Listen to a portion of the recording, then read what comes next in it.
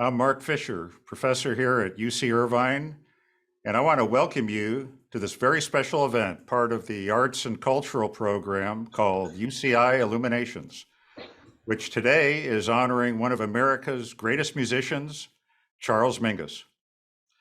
Mingus was born on April 22nd, 1922, and he passed away all too early at the age of 56 on January 5, 1979, dying from a disease neurologists call amyotrophic lateral sclerosis.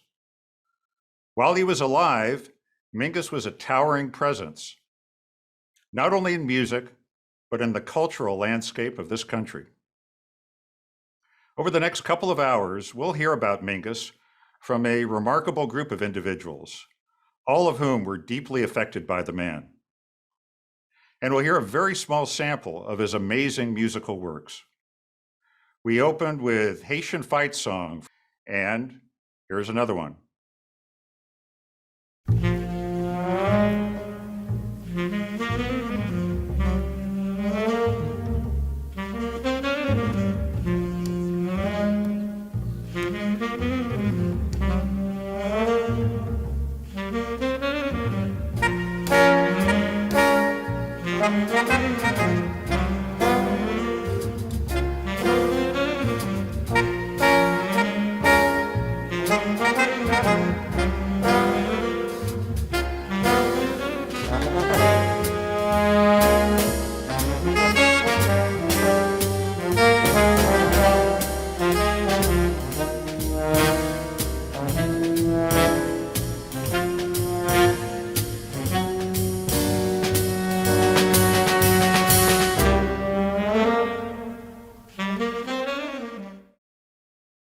That piece was Fables of Fauvus.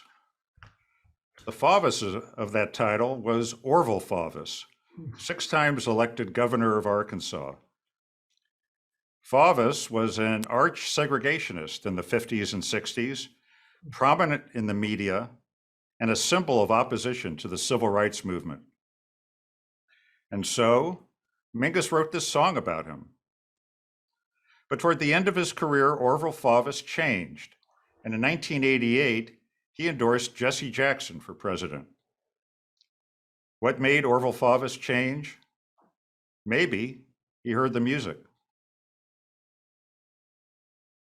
Here at UC Irvine, we have our own towering presence. Douglas Haynes is Vice Chancellor for Equity, Diversity, and Inclusion. I can't think of a more influential person at UCI, and he has kindly agreed to offer some opening remarks. So please welcome Vice Chancellor Doug Hayes. Wow. Thank you so much, Mark. I really appreciate those very kind words.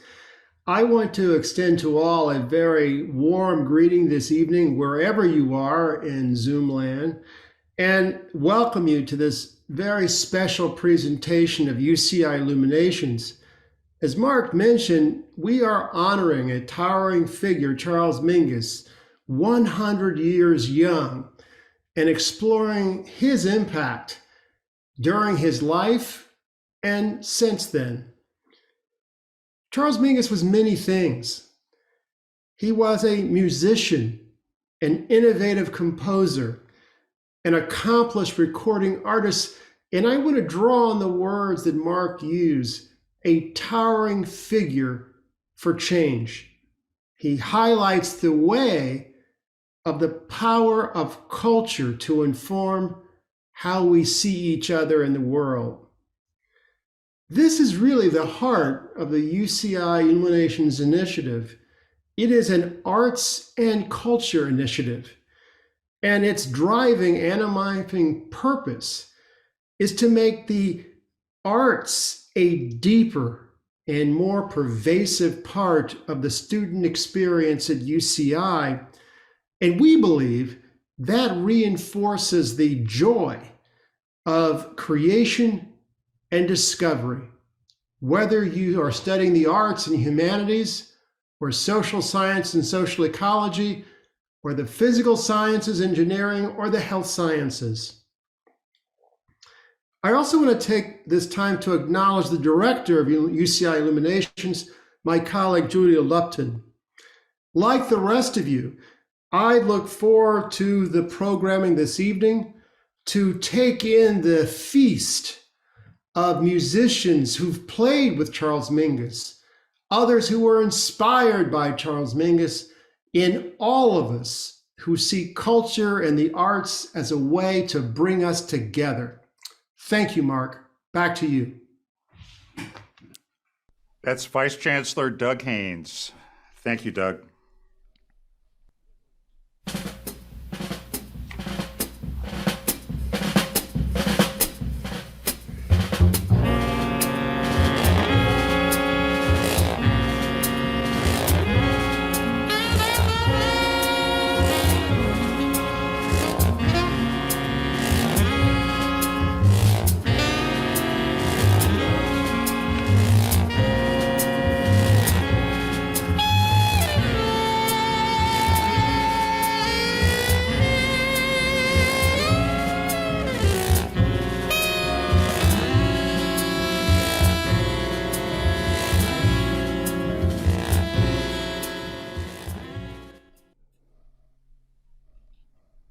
The Black Saint and the Sinner Lady is widely considered one of Mingus's greatest masterpieces.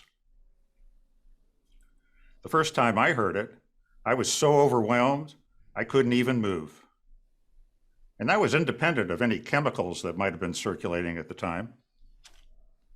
Well, pianist and composer Kei Akagi has been a mainstay of the international jazz world for 4 decades. Perhaps best known for his work as a member of the Miles Davis Band in the late 1980s, his career also includes work with Art Farmer, Freddie Hubbard, Ron Carter, Charlie Hayden, and others. Akagi has recorded 14 CDs as a solo artist and leader, and is on over 60 CDs worldwide, including Miles Davis's last recorded works.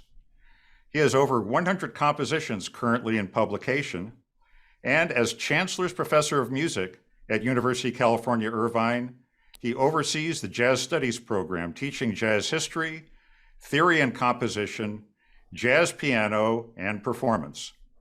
Please welcome Chancellor's Professor Kei Akagi.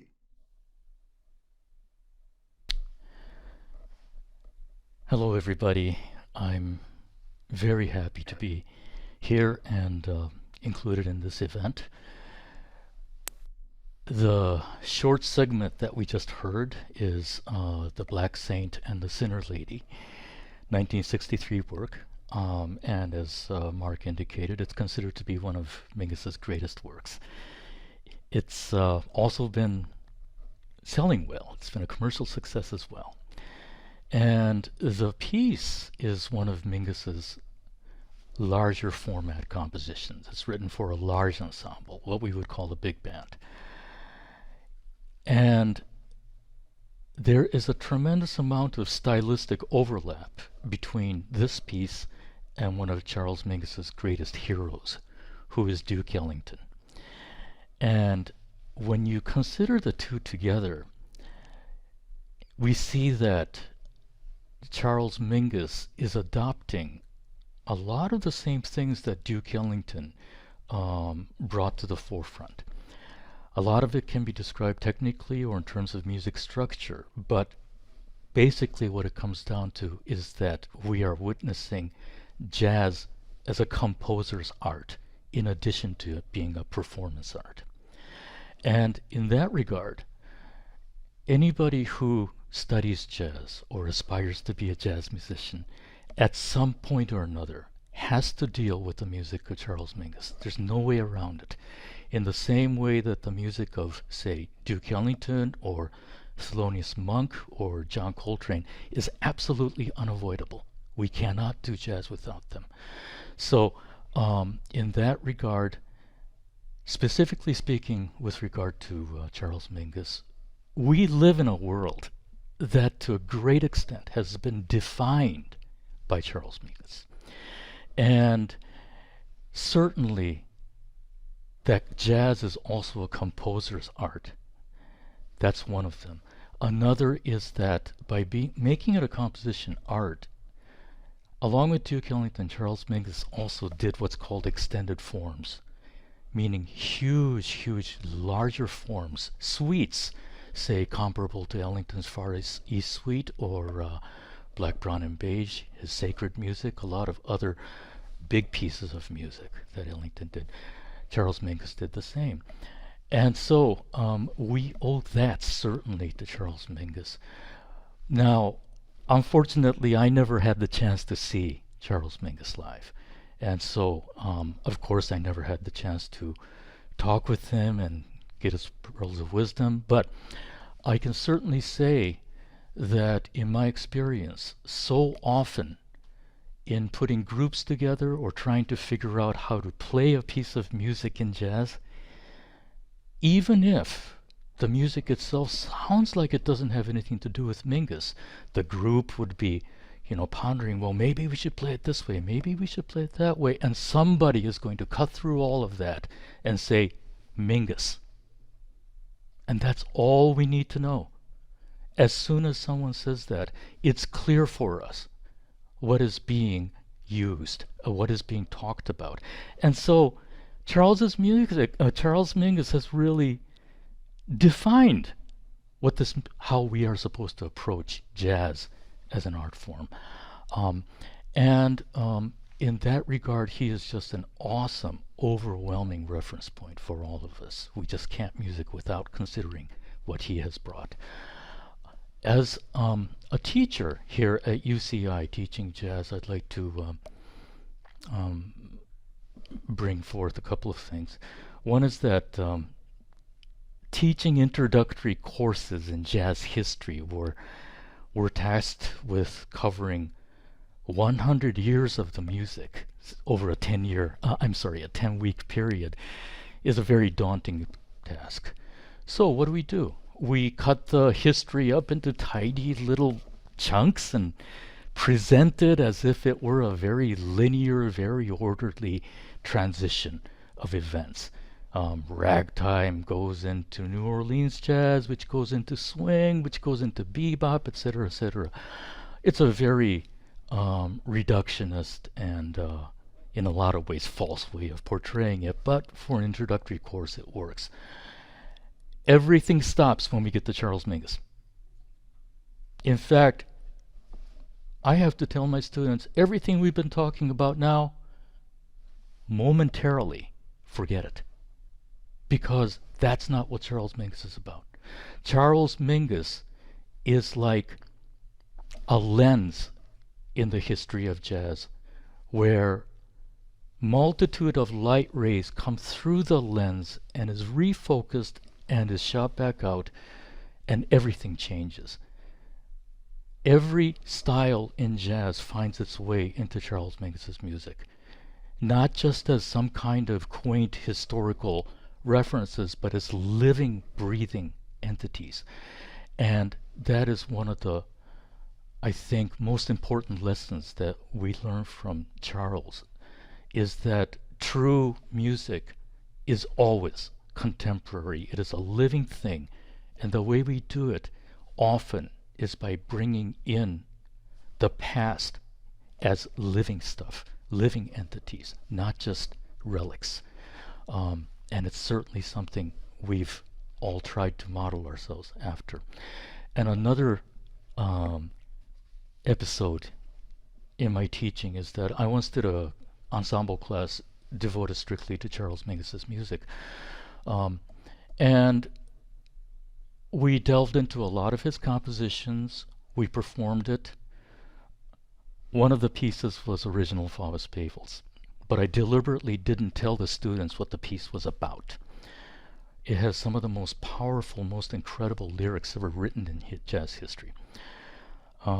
Once the concert was over, in our final class meeting, I had the students gather around in a circle. We pulled up some chairs, and I told them to pull out their mobile devices and to look up the words to original Faust Fables.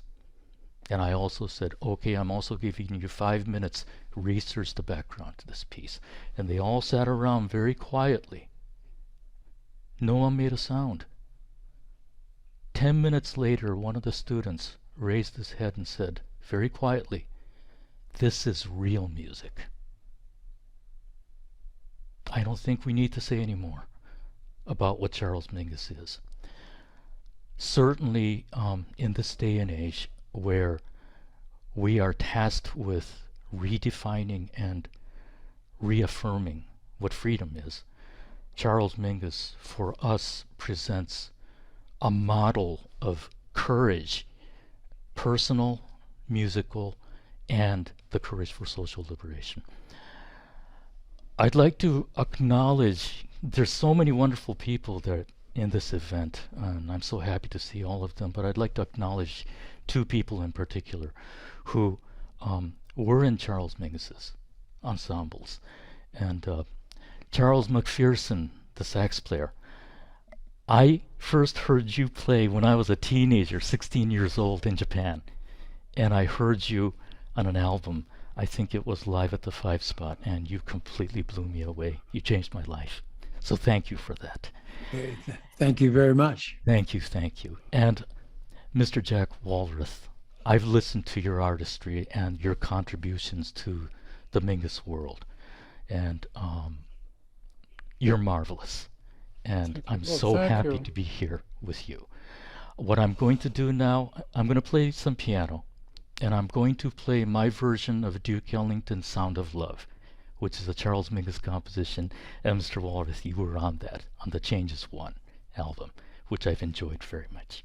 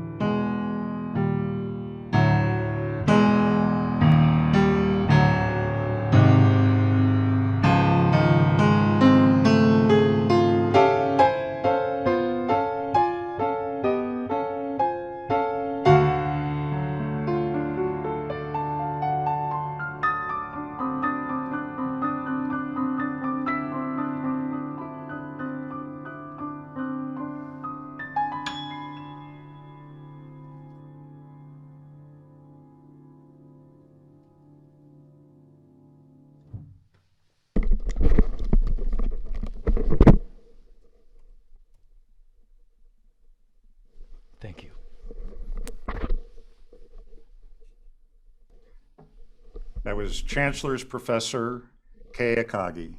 Thank you, Kei. Thank you. Oh Lord, I wanna eat that chicken, eat that chicken pie. Oh Lord, I do. I wanna chew it, eat that chicken too. Oh Lord, yes I do. I wanna eat that chicken too. Watch it out, man. Oh Lord, I want a piece of that chicken. Look at that left hand go there, boy.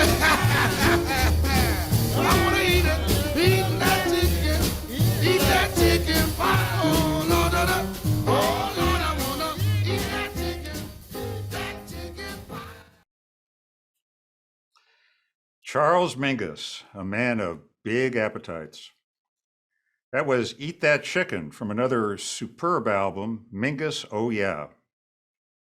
Sidelight here, less than 10 years after this album came out, a song title from the album made its way into David Bowie's Suffragette City. Geoff Dyer is a writer beyond category. Chicago Tribune said that Dyer dwells in language so thoroughly that he thinks nothing of writing books about impossible things, books that no sane writer would dream of attempting. The LA Times has written that his But Beautiful, a book about jazz, may be the best book ever written about jazz.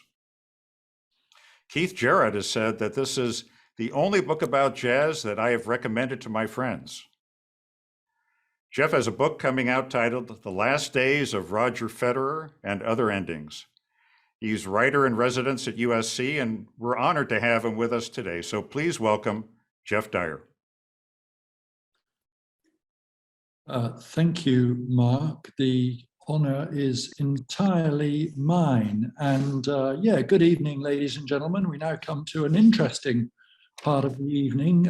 Interesting in the sense of somewhat ludicrous in that, well, I never saw Mingus play. In fact, he was dead before I even knew he existed. And I have no understanding of music and can't play a note of any instrument, but I'll read you something from that book, But Beautiful, which was published in 1991, which means it was written in more than 30 years ago, obviously, when I was possessed of that strange young person's confidence, which I no longer have. I'll read 3 parts of it in my obviously English accent, even though that, I hope, is not how it sounds on the page when you read it. Especially when the voice is intended to be that of one of the musicians who played with him. And needless to say, here in Zoomland, there should be no applause, no clicking of drinks or cash registers ringing. And if you must applaud, please leave it till the end of the set.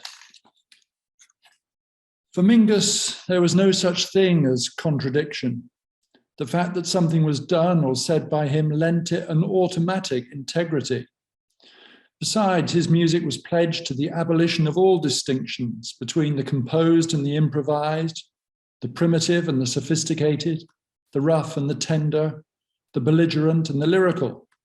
That which was prearranged had to have the spontaneity of reflex. He wanted to advance the music by taking it back to its roots.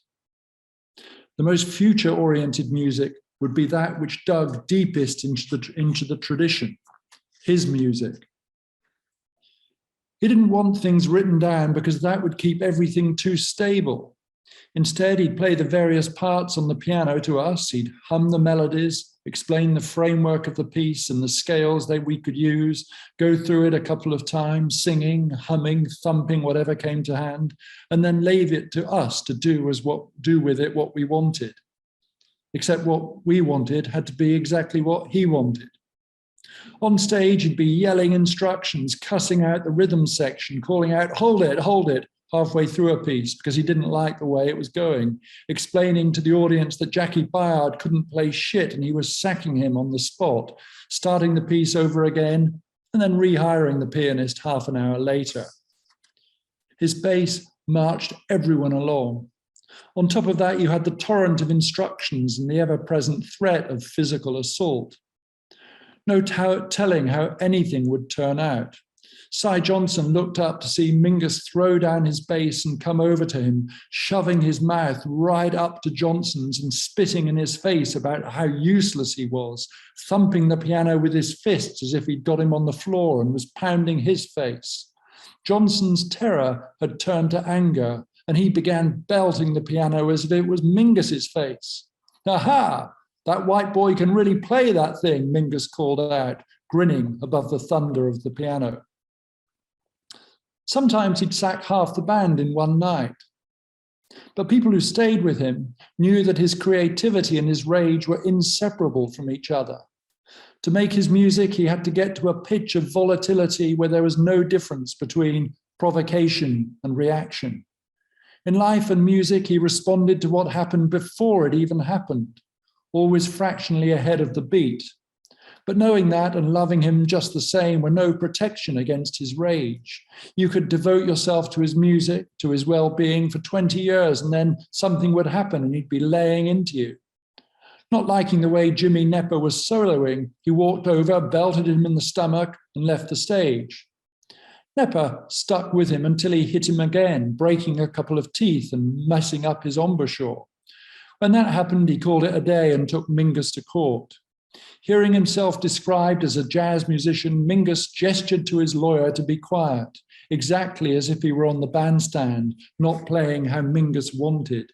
"Don't call me a jazz musician. To me, the word jazz means discrimination, second-class citizenship, the whole back of the bus bit." In the witness box, Nepper shook his head, missing him already. Playing with him, there were times when you were terrified. Then there were the other times when you blew with more exhilaration than you ever felt with anyone else, feeling less like a band than a charging herd as Mingus's shouts of abuse turned into hollows of encouragement. "Talk about it, talk about it, talk about it." When the music reached a pitch of intensity, achieved a level of pressure even higher than that inside him, a momentum so urgent that nothing could get in its way and everyone looked like they were hanging on for grim death, that was when he hollered and whooped above the music, urging it on so that he could feel the calm of the hurricane's eye, yelling and howling like Frankenstein, ecstatic and aghast at the monster he'd unleashed, delighted by the thought that it's all but beyond his control. Mingus happy. Nothing could beat the thrill, the rush of that. He packed his music so full of life, so full of the noise of the city, that 30 years in the future, someone listening to hog-calling blues or any of those other wild steamrolling things wouldn't be sure whether that wail and scream was a horn on the record or the red and white siren of a car shrieking past the window. Just listening to the music would be a way of joining with it, adding to it. Skip forward slightly. In Germany, he went on a rampage, smashing doors, microphones, recording equipment, and cameras in hotels and concert halls alike, a protest against the Nazi hospitality he claimed lay waiting for the band wherever they played. Mingus and the rest of the band went home, but Eric Dolphy stayed on to play some gigs of his own. When he died in Berlin, surrounded by people who didn't even know who he was, all of the cruelties and injustices of the music's history seemed to Mingus to have been converged on sweet, gentle Eric. Jazz was a curse, a threat hanging over anyone who played it. He'd written So Long Eric as a farewell, and now it became a requiem. He needed Dolphy. His playing was so wild, so beyond anything you expected, that Mingus found himself calmed by it. Mingus could play wild and free as anyone, but as far as he was concerned, the kids who produced the clatter and squawks of the avant-garde hadn't even bothered to learn their instruments. He briefly got tangled up in some acid-brained, spontaneous invention project of Timothy Leary's, and what he told Leary applied equally to all the noise merchants of the new thing, the new music. "You can't improvise on nothing, man," he'd said, shaking his head at the shambles all around him. "You got to improvise on something." At best, free jazz was a diversion which might even help in the long run. After a while, people would see it was a dead end, and maybe then they'd realize the only true way forward was to make the music swing harder. 20 years from now, once they'd got all the squawking out of their system, people like Shep would go back to playing the blues. You could bet on it. People thought Dolphy was avant-garde, experimental, but Mingus heard him crying out as if trying to reach the dead. Mingus had always known that that was what the blues was, music played to the dead, calling them back, showing them the way back to the living. His hollering now was a call to Eric, asking him the way, asking where he was. His solos got heavier. They swung with the movement of a grave digger's shovel, weighed down by damp earth. One time, he and Bird had been talking about reincarnation in the intermission between sets. "You got something there, Mingus. Let's talk about it on the stand," said Bird, picking up his horn and walking towards the stage. He and Eric had done the same thing, speaking to each other on the stand, alto and bass explaining, qualifying, and contradicting each other. Now he called to Eric, but no voice came back. He knew Eric could hear him, but he wasn't responding. That would take time. It was like the way a son gradually comes to look like his father. It's not until after the father has died that his spirit makes itself felt in every one of the son's gestures. So it would be a while before the tradition absorbed the spirit and gestures of Dolphy, so that when someone played bass clarinet in a certain way, it would be as though the instrument were a medium through which the dead could sing, through which Eric could speak. You could hear Bird, Hawke, and Lester Young everywhere. You'd never hear Eric as pervasively as that, but someone somewhere would always be calling to him, and if they called out hard enough, he would answer, make himself heard. Eric, Eric, Eric. And when Mingus himself died, you wouldn't have to call out hard to hear him. All you'd have to do would be to pick up the bass and he'd be there in the room. You'd hear him in Diane and Hopkins and Hayden, just as you heard Pettiford and Blandford talking through him. So he named his son Eric Dolphy Mingus, not in memoriam, but in anticipation. We're now going to scoot along towards the very end of his life. His reaction to winning a poll for best bassist was to wonder why he didn't get it when he was young, when he was hell on wheels. Thinking what he'd have done with the money if he'd played safe and reaped the rewards of working as a studio musician, he said he'd like a house with wheels on it. He'd been hell on wheels. He wanted a house with wheels. Now he was confined to a chair with wheels. Everything was becoming difficult. Talking was becoming difficult. Forming words was like talking through a mouthful of wool. His body was becoming a dungeon, a prison whose walls were constantly moving inwards. Only his intensity kept them at bay. Someone said Mingus's intensity killed him, but his intensity was keeping him alive too. Then, at the White House, an all-star concert and party, an official recognition of the great contribution jazz had made to American culture and the world, a stupid event that was also a great event. Everybody was there, not Bird or Eric or Bud, but everybody who was alive was there. He was in a wheelchair, unable to move his arms or legs, trapped inside himself. When they called for a round of applause for the greatest living composer in jazz, everyone rose at once and gave him a standing ovation.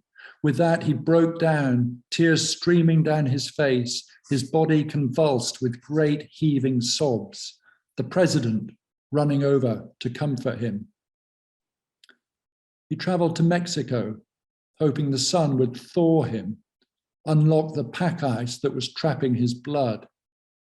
He sat in the sun, surrounded by the still heat of the desert, his face shaded by the brim of a huge sombrero.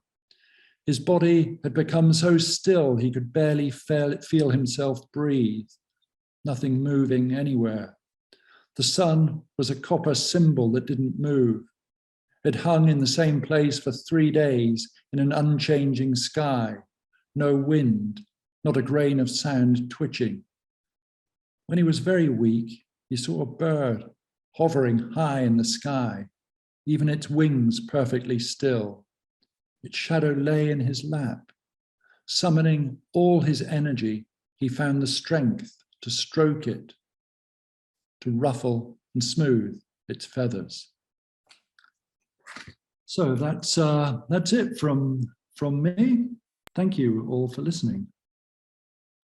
That was Geoff Dyer. Thank you, Geoff. Thank you.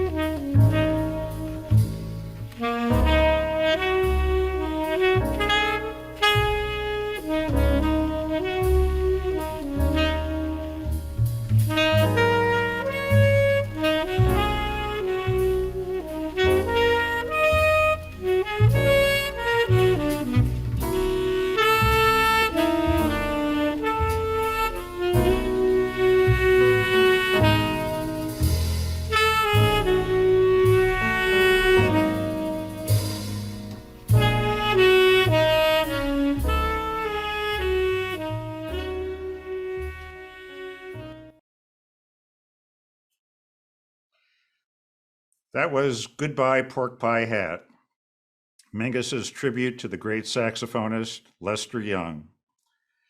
And about 20 years after this song first came out, Joni Mitchell added words to it on the album titled Mingus, which was the product of one of the most remarkable musical collaborations of the 20th century, Joni Mitchell and Charles Mingus. Another great saxophonist is Charles McPherson, who toured and recorded with Mingus from 1960 to 1972. Charles has also toured with jazz greats Barry Harris, Billy Eckstine, Lionel Hampton, Nat Adderley, Jay McShann, Phil Woods, Wynton Marsalis, Dizzy Gillespie, and others. In 2019, his 80th birthday was celebrated by Jazz at Lincoln Center. Charles was the featured alto saxophonist in the Clint Eastwood film Bird, a biopic about Charlie Parker. He is an honorary Doctor of Fine Arts from Cal State University, San Marcos, and is now resident composer for the San Diego Ballet. His newest album, Jazz Dance Suites, was recognized by Downbeat magazine as one of the best jazz recordings of the year. Wynton Marsalis says, Charles is the very definition of excellence in our music. He's the definitive master on this instrument. He plays with exceptional harmonic accuracy and sophistication.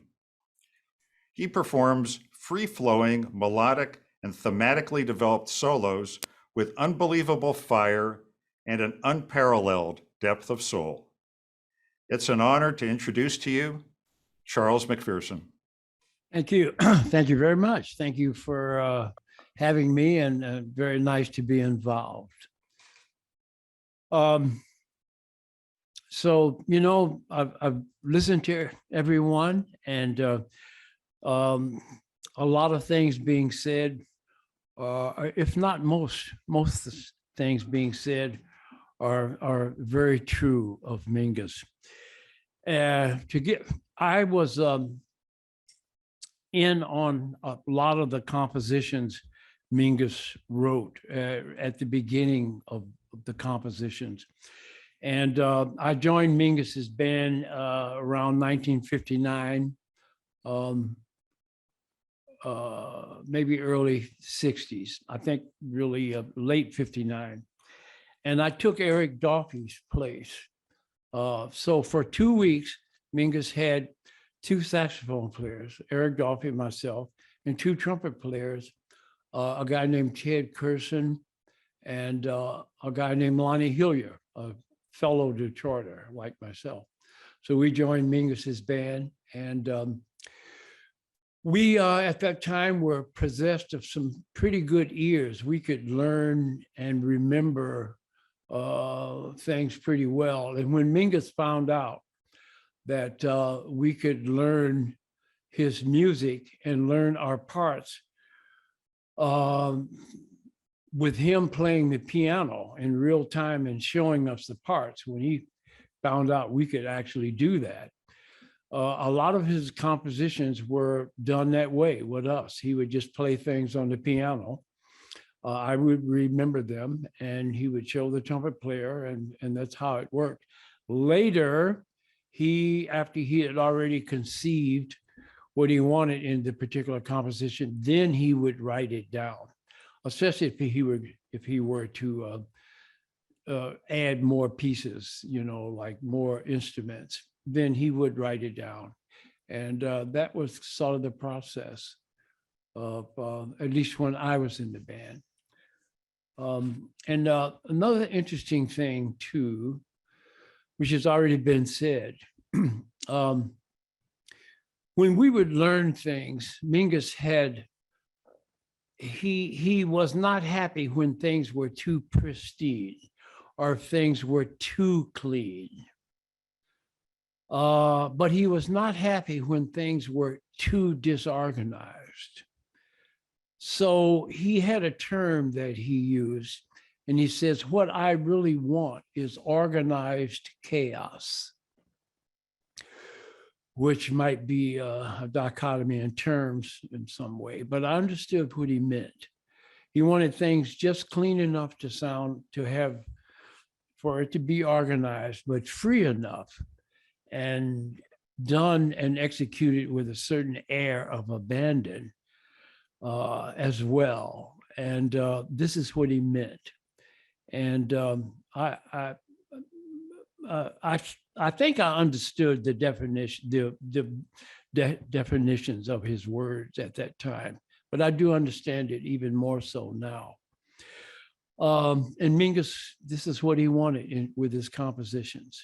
And I might add that Mingus is not the only one that kind of thinks that way. It might have been Schoenberg. I could be wrong, but it was one of those composers that said improvised music should sound written and written music should sound improvised. And that's basically what Mingus meant. I understand what that is. Written music should have the spontaneity, or at least the feeling of like you wrote it just that minute. And improvised music should be so clean, definite in terms of what you want to say, that it sounds like you wrote it. And that's what Mingus really wanted. And I understand that. And a very interesting concept, I would say. Another thing about Mingus was he was a very interesting, he was a complicated man. And which means that it's very easy to be misunderstood. I'll give you an example. Everybody knows about Mingus being volatile, confrontational, even physically violent. And all those things at certain moments, Mingus could be all of that. But Mingus could also be this, and I will give you an example. When I was in the band, we did a benefit for a very famous writer at the time. His name was Kenneth Patchett. Some of you might know who he is, but he was quite popular during the 50s and middle 50s, late 50s. And he was a personal friend of Mingus. He was very sick at the time, and he needed money for the hospital bills and things like that. So we were in Mill Valley, California. We were playing at this coffee house.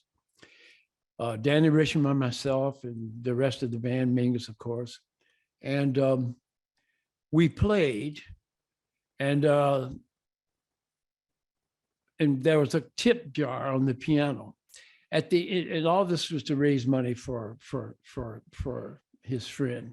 At the end of the gig, Mingus started giving money to the band to pay them for their time. And the money was like ridiculous. It was like $5 or something like that. And everybody in the band took the $5. And when he got to me, I just said, Mingus, what is $5 going to do? Give it to him. He's the one that needs it. This is why we're doing that. Put it in the tip jar. When I said that, he looked at me and I saw tears come in his eyes. He welled up and he just looked at me and said, thanks, Charles. And he put the money in the tip jar. From that moment on, Mingus, I could be late for the gigs. I could be acting silly on the bandstand. I'm like 22 years old or something. A lot of times I would be really acting stupid, just goofing around. Mingus never said anything. I could just get away with pretty much anything. And this is because once Mingus had you pegged in whatever personality box he would put you in, once you were in that box, this is who you were for him. And when I refused the money, he put me in a special box that was different than anybody else in the band. And some sort of way, he sort of treated me that way. And so I'm saying all of this to say, as confrontational as he was, he had a sense of ethics. There are certain things he wouldn't do. And if he thought that you were a genuine human person and you were honest as a person, that resonated with him. And he could see it immediately because he could look at you and look right through you. And if he detected this much in disingenuousness, he could see that right away. And he's already got you in a certain box. But if he felt that you have a different kind of soul, that resonated with him. So he was a very complicated man, and he had more heart than what a lot of people think. He was very intelligent and very, very sensitive. And so he was a complicated figure, and it represented itself in his compositions, in his music. Mingus wrote poetry. I think he painted to some extent. He wrote lyrics to his music. If you notice, a lot of his music, besides it's a lot about women. He wrote protest music, as we were talking about earlier, Fables of Faubus. Mingus was very political. He was very intelligent. He knew exactly what was going on in the world. He had a lot to say about it. He did say a lot about it right on the bandstand. He would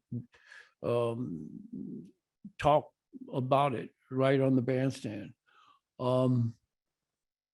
So he wrote from a lot of different angles, which is interesting. He wrote from eros, because as I said earlier, a lot of his music is just about, love. He wrote a lot of songs were about women, but he wrote protest songs. He wrote songs that I'll use the word agape, which is just say reverence as opposed to eros. He was comfortable in all of those areas of thinking, all of that, which gives dimension to an artist and to a composer. To understand all of the musical emotions that humans feel: love, frustration, dark, light, joy, deep, deep sadness, unrequited love, protest. All of these things, for me, are what makes the difference between art and craft. Craft just allows you to conquer the physical medium through which you're dealing with, to express all of these human emotions and feelings. And for me, to be a complete artist, you must be able to feel everything that humans feel, everything. And for you to be able to create and know how to come up with the right notes, the right rhythm, the right harmony, the right musical vibe to portray every one of the emotions we as human beings can feel. And as a composer, I think that you should do that. And as an improviser, you should be able to do that as well. And Mingus is a great representative of being able to do that, because he had dimension as a composer. He felt all of those things that I just mentioned, and he was able to put that on a piece of paper and freeze it. So this, to me, is what a great musician is. This is, to me, the soul of what art is about. And Mingus really did that well. He's a very multi-dimensional person. He felt everything that human beings feel. And he was able to portray that musically. I might add this too. When you start talking about what is Mingus, what was he musically, to me, he was a mixture of a few things. He definitely was crazy about Jimmy Blanton. So Jimmy Blanton, the bass player, was one of Mingus's real heroes on the instrument, just speaking of the bass. He, as earlier was said, loved Duke Ellington. Basically, Mingus he loved Duke Ellington. And the other person that he loved that wasn't mentioned was Charlie Parker. Mingus is a mixture musically of Jimmy Blanton, Duke Ellington, and Charlie Parker, and Western classical music. Jelly Roll Martin, all of the older jazz forms, is in there also. When you stir all that up and mix all that up, you have Charlie Mingus, at least musically. Mingus did not like a lot of people. You know, I don't need to tell you, there's a certain arrogance that Mingus had, which is fine. But in terms of people that he loved musically, Duke Ellington, Charlie Parker, Jimmy Blanton. And he was very well-rounded in Western classical music and the tradition, and very well-rounded in even the early jazz records. He was very multidimensional in that way. And you mix and stir all that up, you got Charlie Mingus.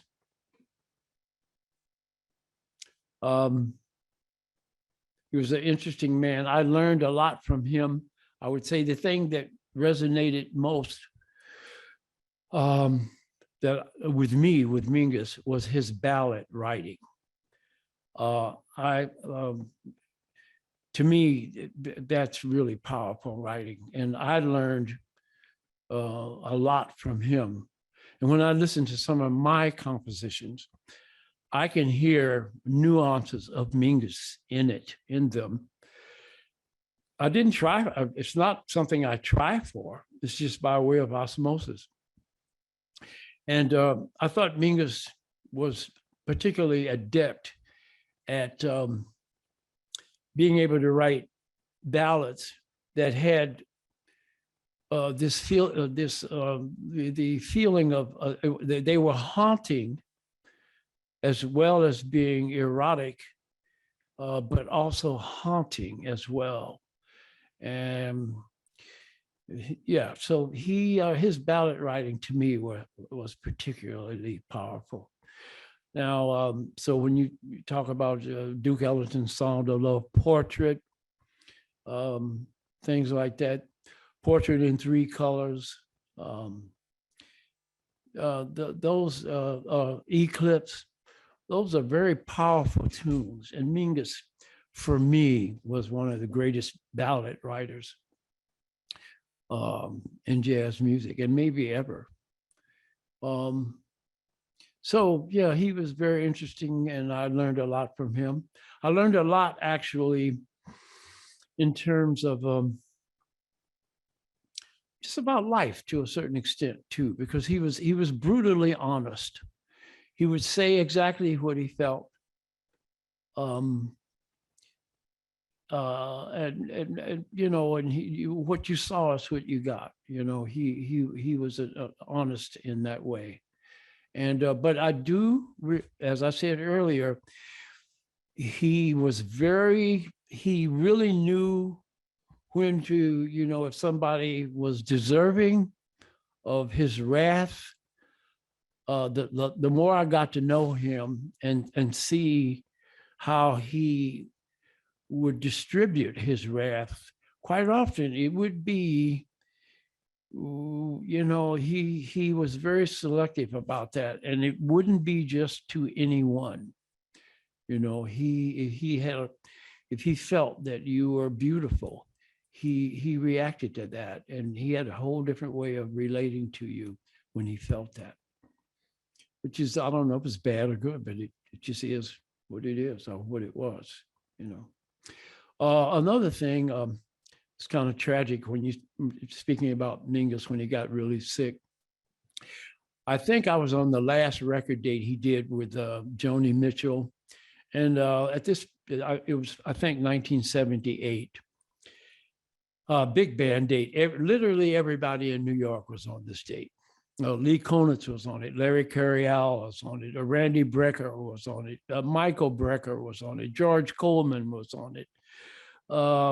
Just a bunch of people. Joni Mitchell had something to do with the record date, and Mingus was there in a wheelchair.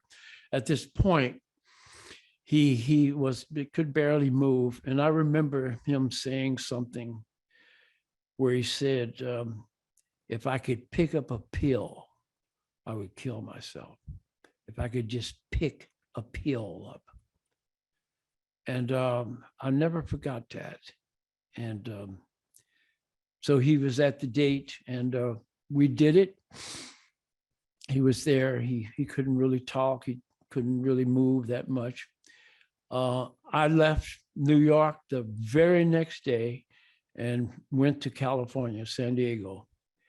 That's the last time I saw Mingus, was 1978. Not long after that, I think he went to Mexico, like was previously mentioned. And but that was the last time I saw him, and I was involved with that. You know, that I think it was 1978, the last record that he did, pretty much. And there it is. You know, I learned a lot, and it was it was an interesting ride. I will say that.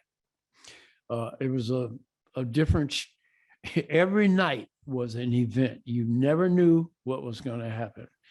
We were playing a gig once in Vancouver. Mingus hated it when people were loud when we were playing ballads.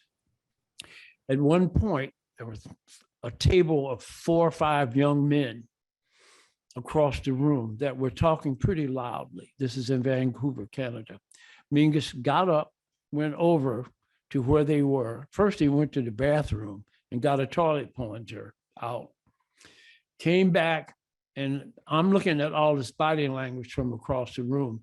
Went up to the table, and I see him threatening to actually hit somebody with a toilet plunger, right? One of these guys gets up, he's about 6'4", probably 25, 26 years old, takes a swing at Mingus, barely misses him. Mingus catches the punch in midair and slings the guy halfway across the floor. So now I'm thinking this is going to end tragically, because it's 4 of these guys. They're big. We're in this strange town, and I don't know what's going to come of this. Actually, it dissipated, and it was actually ludicrous, really, because nothing came of it, and that was the end of that evening. The next night, well, I'll say in the morning paper, it was on the front page that Mingus got into this thing with this person. It turns out this was a very famous quarterback for one of the Canadian football teams that Mingus got into this altercation with. That evening, you could not get in the club. There were people wrapped around the block to get in to see Mingus, who did all of this to this famous quarterback, because Mingus got all this press for it. But I'm just giving that as an example. Was never a dull moment. It would always be great music, but in terms of what could possibly go on a given evening, absolutely anything. And it was a wild ride. I was with him pretty much 12 years off and on, and very interesting and invaluable experience. Are we allowed to ask questions? Yeah, I mean, can you still hear me? Yeah, I'm- I have. This is Jack. I got a couple things are burning in my mind. You were on the record to let my children hear music. I found Yeah. they did listen. No personnel. Who was the tenor player that played on Hobo Ho? That wasn't Bobby Jones. Was it James Moody? No, it wasn't Bobby Jones. I tell you what, I think there might have been even more than one tenor player. I think somebody was, maybe even Gene Ammons. Yeah, that's Danny said that too, and I've heard. Yeah, it was James Gene Ammons, and James Moody could have been one of them, but definitely Gene Ammons. And maybe even Jerry Mulligan might have been on that. There were a lot of people on that date. Yeah, I know they did listed nobody, and one of the sections where there's a unison line through the whole things I was told was a transcription of a James Moody solo that he put in Hobo Ho. Okay, it could have been, Another thing I wanted to ask is like, what was the movie that or the record that Mark Fisher just said that you have an award coming out this year, or it's on the one you mentioned right before you started talking? My record? Yeah. Okay, it's called Jazz Dance Suite. Okay. Jazz Dance Suites, and it's music I wrote for a ballet company here in San Diego. My daughter happens to be one of the principal dancers, and that's how I got involved with the San Diego Ballet Company, because of her. And I just met up, started having a relationship with the choreographer, and I wrote at least 3 suites. I was kind of like resident composer for them, and I wrote 3 suites, 3 suites, and I've been with them for about 5 years now as composer for them. And so we recorded, at least we recorded. All of that is representations of me being involved with the company, and it's called Jazz Dance Suites, and it's self-produced, and that's about it. But thank you for asking, Jack. Yeah, Charles, one of the questions from the audience is, did you leave the Mingus band on good terms? How did that come about, your departure from the Mingus group? Well, it just came about because I'm starting to want my own band. I'm getting older now, and I'm recording as a leader myself, and I just want to just start doing my own thing. And Mingus was he was understanding of that, and other people started working with him, and and that's a whole different thing. But for me, around middle 60s, I still was working with Mingus, but it started to trail off more. I'm starting to work with my own groups more. And by, I think, 1972, that was about it for me, even though there were moments where I might be involved with certain things Mingus was doing. But 72 was kind of the end of me being really a member of the band. And the last time then we left on good terms. I think, I really learned to love Mingus more as I got older and more understanding more about life myself. I must admit, my early years with Mingus, I basically was like kind of terrified of him. I was afraid of him, actually, when I first joined the band, because he had the reputation for doing, and I was quite intimidated. But as I mentioned earlier in that story, I could tell that after a point, he really did like me, as a person. And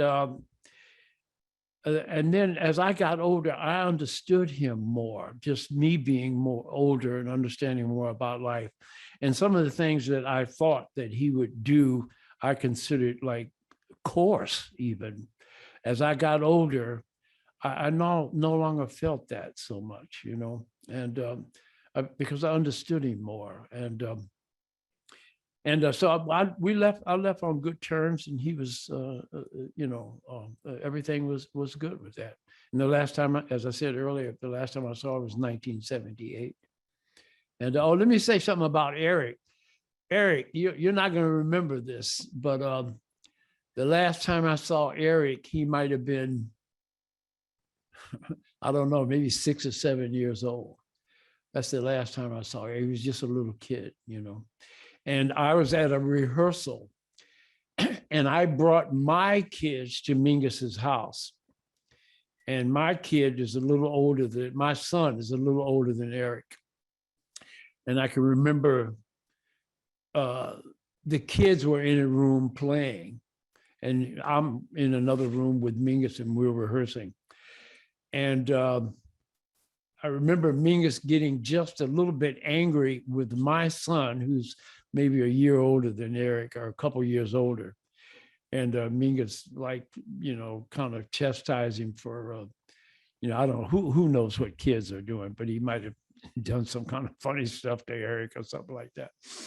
But that was, but I remember that Eric was really a toddler. My kid was just a little bigger, and we were rehearsing some of Mingus's music at that time. Okay. Mm-hmm. All right. That was Charles McPherson. Thank you, Charles. Yeah, thank you. Thank you.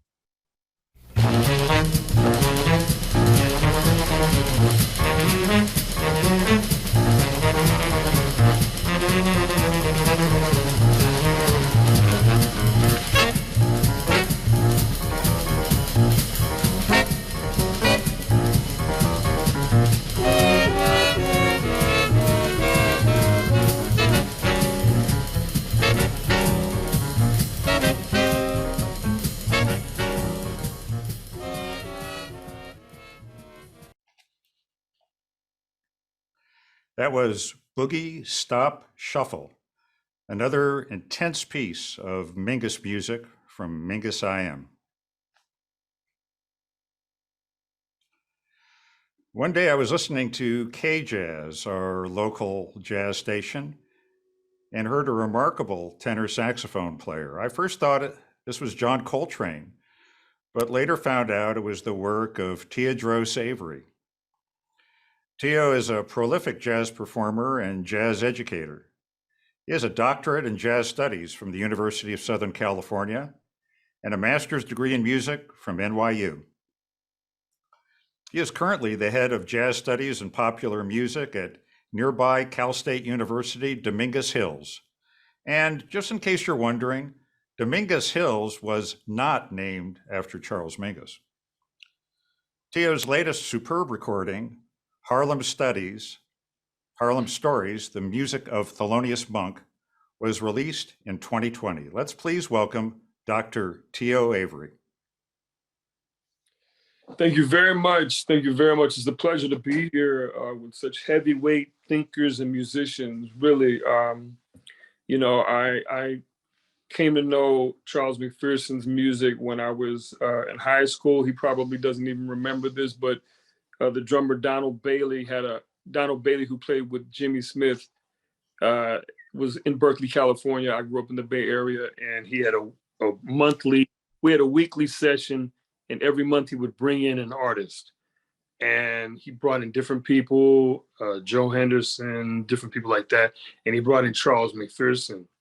And I went down and I listened and just got schooled on bebop that night. You know, up to that point, I've been hearing records with Charlie Parker and Dizzy Gillespie and really going through those records with John Coltrane and everything. But I had never heard someone live who really, really knew the bebop language thoroughly. And when I heard Charles McPherson, I really got schooled that night, and I was delighted to be schooled. So it's a pleasure for me to be on this panel. I want to thank UCI as well. Also, Jack Walrath, I remember hearing your records in high school as well. Me and a buddy of mine, we used to just listen to music all day, and we went through an album you had with Ricky Ford, I remember.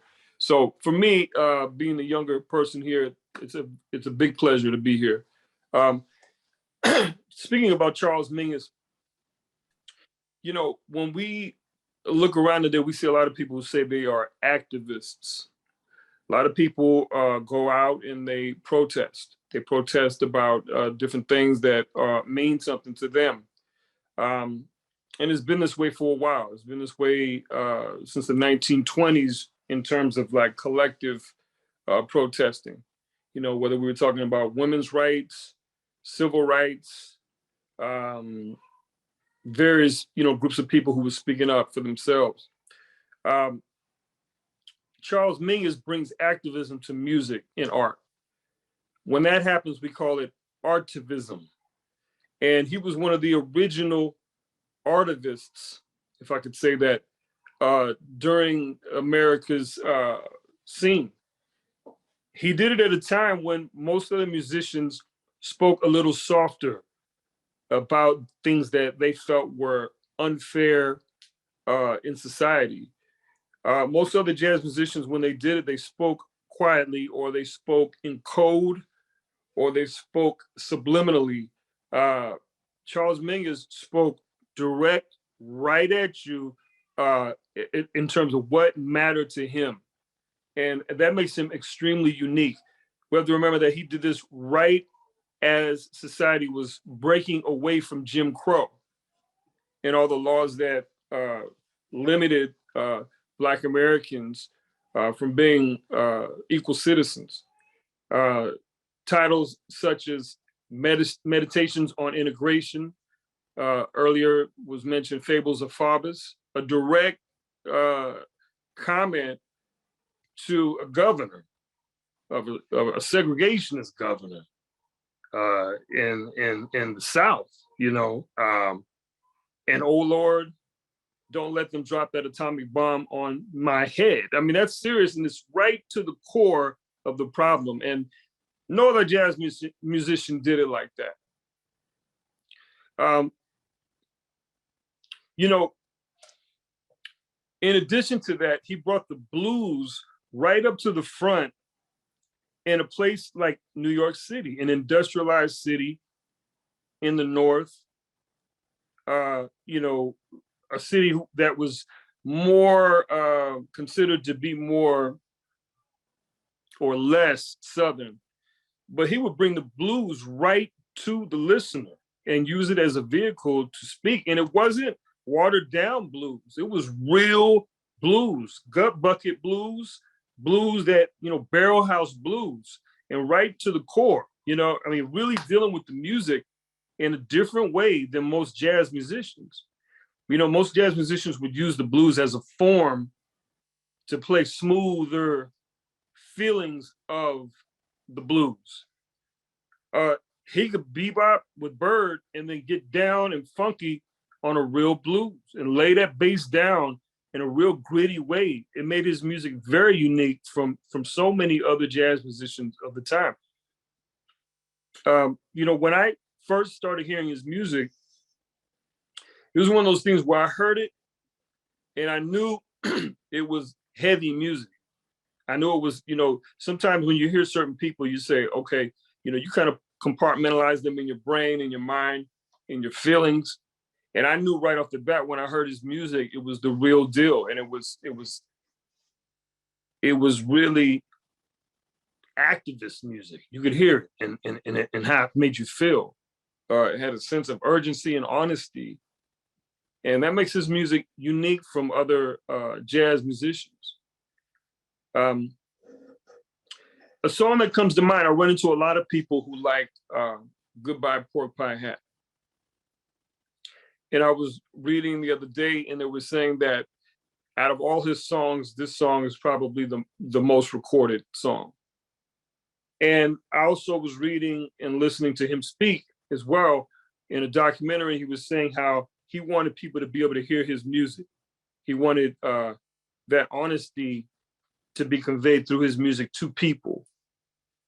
And when I hear this song, Goodbye Pork Pie Hat, I can hear what he meant. And it's evidenced through how many people like the song. You know, when you listen to that song, it's really coming directly out of the blues. And I could get technical, and sometimes I do like to get technical because I know some musicians might be watching and I want to speak to them as well.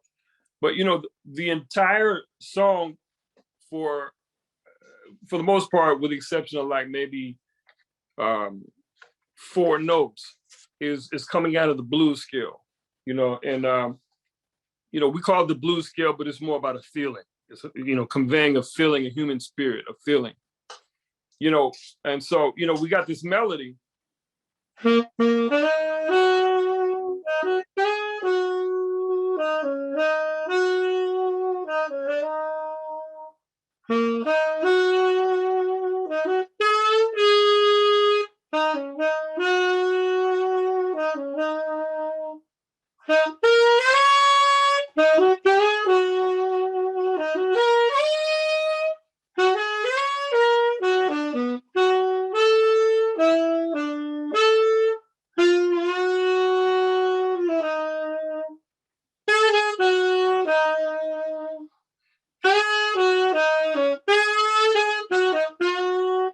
I mean, you listen to that melody is so funky and bluesy, and it conveys so much feeling. But what's happening at the same time is that he's really, really, really bringing forth complex harmony underneath it. Now, the majority of the song is written in one key. Now, I heard Jack Walrath said that they used to play it in E. Most people play it in E flat today, so I'll speak in my key of F. Most times when you hear the blues, you pretty much hear a traditional form where you're dealing with the 1 chord, go to 4 chord, go back to the 1 chord, go to 5 chord, 4 chord, and the 1 chord. And most people, even people who know pop, know what that sounds like.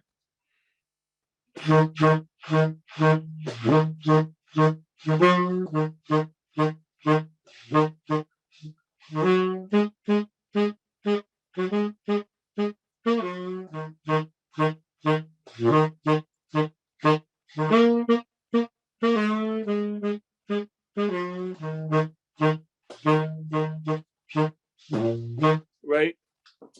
What he does is he goes through different keys while the melody is for the most part staying in one key. Now, if we were to talk about who, you know, what made him, you know, feel like that he wanted to compose like that, of course he had ears and he was a master musician. At the same time, you know, earlier, Mr. McPherson spoke about Bird being a big influence. And Bird was complex harmonically. He could come up with chord progressions. I mean, he really changed harmony in jazz. And so you hear some of that influence in the movement of the bass in the piano. And that is really unique. Most of the time when you hear musicians play a blues, the melody joins the harmony as it goes through different keys. But to me, what was so brilliant about Goodbye Pork Pie Hat is that the common person can hear that blues and hear that blues melody and say, wow, I like this, I dig this. I feel like, you know, I can sing it. And that's, you know, the blues is personal like that. You can get into the blues, no matter who you are. You know, we talk about where the blues comes from. It comes from the cotton fields in Mississippi, you know, so You know, at the juke joint at the end of the week, when everybody was done working on Friday, they would get together and they would hear different people play, like Robert Johnson, you know, real field workers who also played the blues. So the blues has that way of communicating across socioeconomic boundaries, all races, all genders. And what he did that was so advanced was that he put chords to the blues that traveled through different keys that had nothing to do with the tonal key, with the tonic key. And that is just advanced. It's advanced writing on the blues. And so he was able to do two things. He could relate to the common person, man or woman, through a melody. And then at the same time, he could speak to the musicians and say, hey, I'm complex. You know, I know chords, I know movement.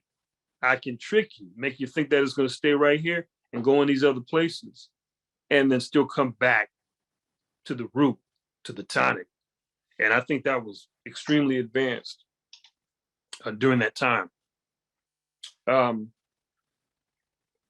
That's pretty much what I have to say. If someone wants to ask some questions, that's cool. But I just wanted to really speak on those two areas, artivism and advanced composition.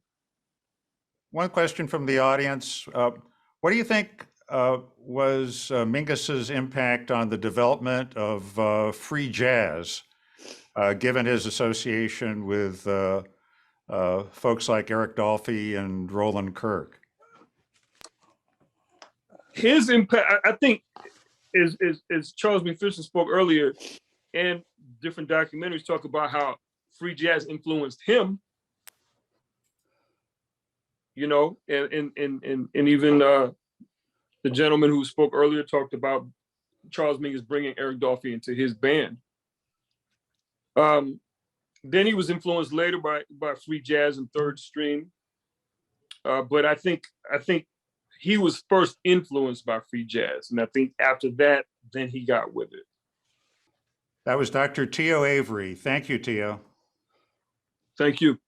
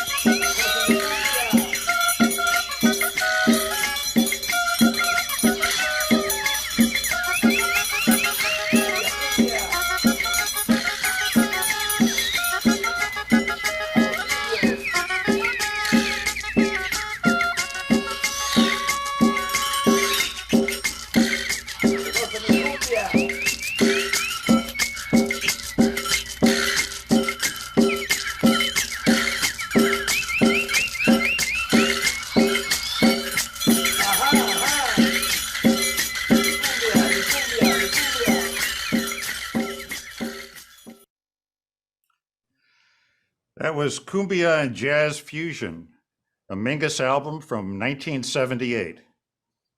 And by the way, that was cumbia, not kumbaya. Mingus wasn't a kumbaya kind of guy. The trumpet player on that album was Jack Walrath, who played and recorded extensively with Charles Mingus. Jack has had a long and distinguished career and has also worked with Ray Charles, Gary Peacock, and others. And one of his most recent albums is Unsafe at Any Speed. We're thrilled that Jack has agreed to be our special guest, so please welcome Jack Walrath. Thank you, Mark. It's good to be here. Yeah, first I want to say about Teo saying about Mingus being influenced by free jazz. I don't really think so. He didn't have too much good stuff to say about free jazz players. As a matter of fact, he even put down Coltrane once, which is, of course, I thought he's full of crap, but I mean, that's his taste, I guess. But I mean, nobody's perfect. But people forget that Hog Callin' Blues and Passions of a Man from Minnesota, yeah, predated Ornette Coleman and all those people. It was the people, I don't know even know how many people know that Charles Mingus says broke on the scene playing 2 years with Louis Armstrong. So I mean, he was singing about collective improvisation all the way back then, and it just seemed like he fit into it some when free jazz came along. But I mean, even Coltrane said on his record, Ascension record, he says this is Dixieland music with 1966 people. So they were, influenced by everybody. Like Charles McPherson said, you have a deep respect for their tradition. Also, the Charles mentioned the big band records that he did. Those were the dates that I wrote, and I was looking for reviews yesterday of like of Me, Myself, and I, Three Worlds of Drums and everything, and it was there's still a controversy, and which is a good thing because Mingus would have liked that. Muhal Abrams said it best to me. He says, a bad review is bad, and a good review is worse. And so that makes a lot of sense. And also they said they even called it fusion because it had some guitars on it and electric piano and everything. And Mingus was always a kind of fusion of everything. He wouldn't leave anything out. He would like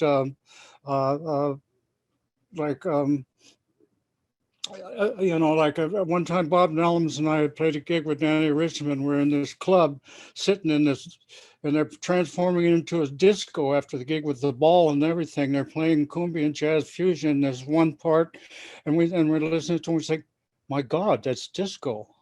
I would see Mingus at rock concerts. I'd see him everywhere. They thought that Three Worlds of Drums was fusion because I asked Mingus, well, what he gave me full rein to do that. I even had to pick out some phrases to make a melody.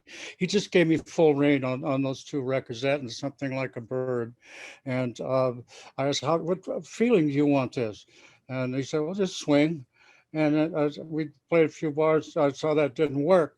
And it was, so I made it into like an eighth note, like North African thing, because that's where we first heard the music that inspired the piece. And the phone rang, and they said that it was Mingus on the phone and saying that I wrote his music out better than anybody. So that was a big thing, And also the thing is like it's that most people when they think about Mingus, they think about older stuff. And before he retired at one point, but when he came back, then he really got down when you think about it. For one thing, the band with me and George Adams was really tight, but like there was still a thing where you use your own vibrato on unison passages and you could make little inflections. It was very tight. The rhythm was totally together, and they also the thing is like he was writing for his musicians. So when he came back, he seemed to start writing these really intense compositions like Hobo Ho, The Shoes of the Fisherman. And then, we went into that to cumbia and jazz fusion and Three Worlds of Drums and Toto Moto and all these extended compositions where he really stretched out with composing. So I think that music doesn't get a lot of play like the earlier stuff. But I think it was going a whole different place. I've developed a whole harmonic concept from the thing we wrote together with the North African feeling. and a whole different harmonic language that came out. There was so much coming that was pointing the way still, you know. And he would take things from rock and roll or whatever. And I mean, hog call blues that's what rock and roll was in 1959. And like, but the thing is that you would know it's Mingus, you know, and it's like he made everything very personal.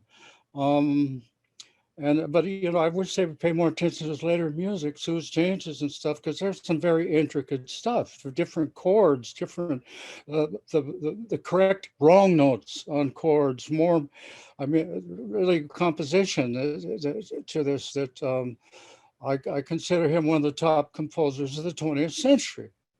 And but as a man, he could be an abusive bastard, but he could be the nicest guy you can ever imagine.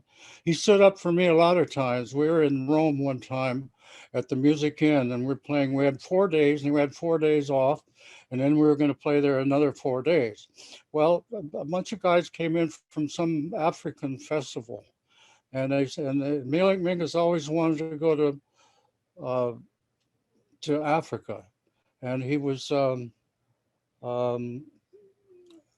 and he was said, yeah, I'll go. Hell yeah. They wanted to go down there for a day and play the thing. He could go back to Rome and they could fit it in. And so I've always wanted to go to Africa, and they talked it all down. And then they said to him, leave the white boy in Rome. And then he told them where they could go and where they could kiss him where the sun don't shine. And he did that on several occasions for me. He was very, very clear on race, you know. A guy asked me one time, well, doesn't Mingus hate white people? And I said, well, no. I mean, look at the song titles, you know, Meditations on Integration, stuff like that, you know. And I mean, he was always, I mean, he had a hard time growing up because he was very light skinned. And, you know, there's in even every Black community, there's a white community. I mean, there's prejudices against the own race. You know, like Irishmen hate the Italians, and the Italians hate the Irish, and everybody hates the Jews. And it's like, so that's, I don't know, I guess my time is up already, but if we do it again sometime, I can say a lot more stuff. That was Jack Walrath. Thanks, Jack.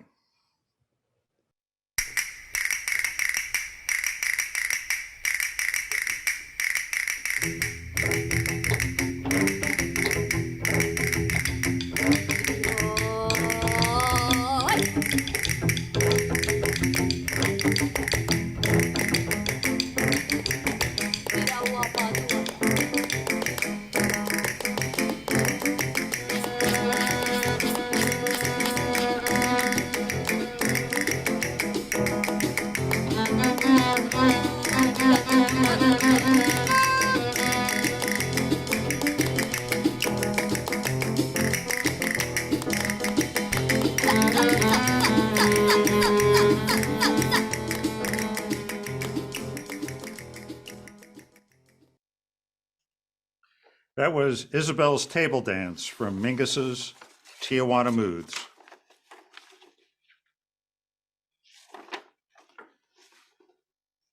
Dr. Maurice Eagle is without doubt one of the world's leading psychoanalysts. He's a prolific author, and this is his most recent book. And if anyone wants to learn about psychoanalysis, his writings are a superb introduction. The first time I had dinner with Maurice, I showed up wearing a downbeat t-shirt with a picture of Mingus on the back. I thought that was pretty cool. And then over dinner, Maurice casually informed me that he was actually Mingus's manager during the 1950s. Well, so much for my t-shirt. Let's please welcome Dr. Maurice Eagle. Thanks, Mark. I never knew whether the word manager was appropriate. I don't know what I was, but you'll figure it out when I tell you the story. I'm not a musician, as Mark was saying. However, let me tell you the story of Mingus and me, or my life with Mingus for a short period of time. You know, much has been written about Mingus, the incredibly creative jazz musician and composer. I want to share some seemingly some more mundane, although as you'll see, they're not mundane, experiences and reminiscences about Mingus, the person, at least the person I came to know through the following set of events. I don't, well, without getting into personal matters, I was a graduate student in the 1950s, and I had this somewhat quixotic idea that I wanted to produce jazz concerts. They were not that common back then, they are now. I had the idea that I wanted to produce jazz concerts that were similar to concerts of classical music. I didn't see why jazz musicians should be limited to clubs and so on. So with that idea in mind, I simply and naively phoned the editors of the two jazz magazines at the time, Bill Koss and Barry Ulanov. I didn't get Barry Ulanov, but I did get Bill Koss. And I remember the conversation very well. After telling him what I had in mind, he said to me, you know, who'd be interested in that? Mingus. He's tired of playing only in jazz clubs only. So he gives me Mingus's phone number. I call. Celia, his wife at the time, answers the phone. She says, yeah, I think Mingus might be interested. Why don't you come for dinner? So Kuriki, my wife at the time, that was her nickname. Her real name was Maria Araceli Alberte de Diego. And Kuriki is slang for cock-a-doodle-doo, kikariki. So we come for dinner. We sit down around the dinner table, and Celia brings out a huge chuck steak. And I think it's for the four of us. So I say, gee, that's a lot of steak. And Celia says, so that's not for us, that's for Mingus. He likes chuck. The sirloin steak will come for the three of us a little bit later. And that image of the chuck steak stays in my mind, and it's like a metaphor for Mingus's larger than life quality in so many areas of his life, mainly his creativity, but also his appetites, his emotions, his intensity, even his neediness and sensitivities. So that was the beginning of my adventure with Mingus. By the way, it occurred to me in listening to the others that the account that I have to tell isn't just a sort of personal experience with Mingus. It's also, I think, fairly can be said, a piece of lost history, of lost Mingus history. Because when I looked up discography and all that, the things I'm about to describe to you just weren't there.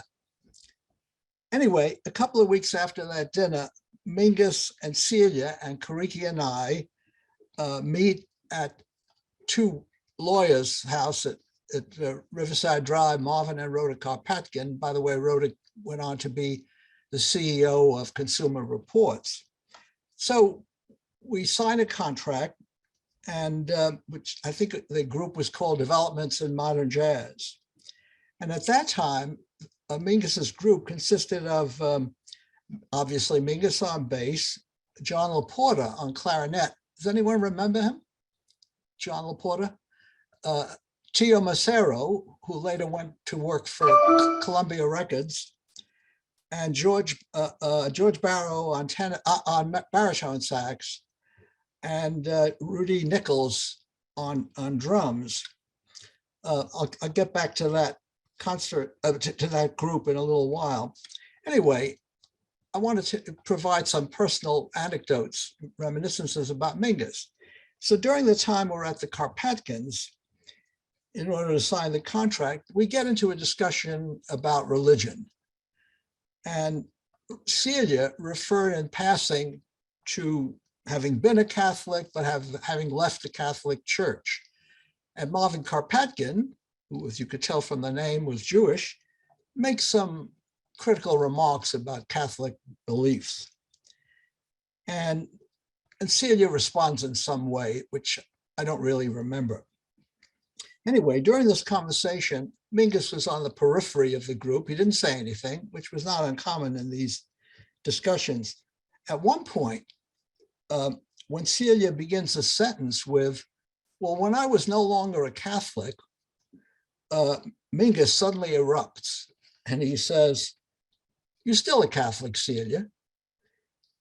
And Celia says, "Mingus, you know, I left the church a long time ago." And Mingus said, "I'm not talking about that. I'm talking about the music in your voice." And that was Mingus. In other words, he had picked up Celia's subtly defensive tone. And this incident is one of many in which Mingus, in just a few short words, captures the essence of what's going on. And he doesn't need, it's like a condensation of the real emotional stuff that's going on.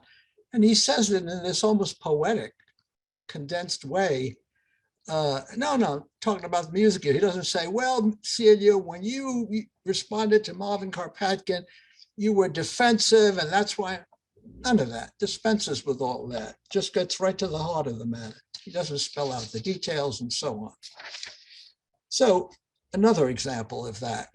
One day, Mingus and I are going to pick up Kariki, who was visiting a friend. Before getting out of the car, and this speaks to something that's come up before about, the political activism and his exquisite sensitivity to social and political issues. So before getting out of the car, I turned to Mingus and I asked, "Mingus, do you want to come up with me or wait in the car?" I didn't realize what I was saying. And Mingus replies, quote, "I'll wait here, your country." Again, I can't even begin to unpack all that is condensed in that reply. The feelings, the vigilance, the suspicions, the political situation, "I'll wait in the car, your country." And at the time, I responded by getting angry. I had a lot to learn. And I felt that this was sort of an unfair, implicit criticism of me. And so we went back and forth.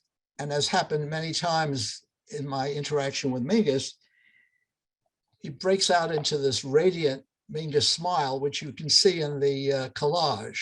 One of the photos is a photo that I contributed that Mingus gave me of himself. He breaks out into this radiant, irresistible smile, puts his arm around me and says, "Come on, man, you know I love you." And this speaks to Charles McPherson's description. The reputation of the Jimmy Nepa incident, the frightening, looming. He had a loving side. Once he decided that, this is what Charles McPherson was talking about, once he decided that you were all right, you were his friend, he was anything but frightening, and he could be quite loving. So even though he could be suspicious and vigilant, he set up situations often enough in which he tested you frequently to determine whether or not you were a phony. And this is, again, something Charles McPherson was talking about. If you showed up to be a phony, that was it. You were not to be trusted. So Celia describes to me at one point an incident in which Mingus sets up Bill Koss in one of these testing situations. Mingus puts on a sports jacket, which he didn't like. He thought it was ill-fitting. He didn't like the jacket. And he asked Bill Koss, "So what do you think about it?" And Bill gives a casual, socially acceptable answer something like "nice." That was it. Bill was now dubbed a phony, not to be trusted. So I know this story. And at a later time, Mingus put me through that test. He didn't know I knew about the Bill Koss story with the same jacket. forewarned by what Celia had told me about the Bill Coss incident, after that test, I turned to Mingus and I spit out at him practically, who the hell gave you the right to be the judge? I know what you're doing, Mingus. And of course, as predictable, he throws around his arm around me, the Mingus smile, impossible to resist. Hey, come on, man, you know. So I'm limited in the number of incidents. I have quite a few, but I'm going to skip over many of them because we don't have that much time. I want to describe one of the last times, I think it was the last time I saw Mingus in person. We were on the phone. Actually, I spoke with him not shortly before he died by phone, but this was the last time I actually saw him in person. I was living in Toronto and I was visiting New York, and I'm walking along University Place on my way, going south on my way to NYU, New York University. And Mingus is walking towards the Cedar Street Tavern. If you know New York, it was a hangout for the university crowd and artists. And Mingus is, and we see each other, and he, you know, we walk towards each other, and Mingus says to me, "Hey, Mara." That was one of his nicknames for me. By the way, the other nickname was Eulenspiegel. One of his favorite composers was Richard Strauss, I think also Stravinsky. Anyway, so we talk, and it was a very, very depressing interaction. Mingus was obese. He looked awful. He looked unwell, hardly in great shape. And one of the first things he says to me was to ask if I have any sleeping pills. And because he says, you know, I haven't had a good night's sleep since Celia left me. That was, by the way, Celia, hope I'm not insulting Sue Mingus, but from what I know, Celia was the love of his life.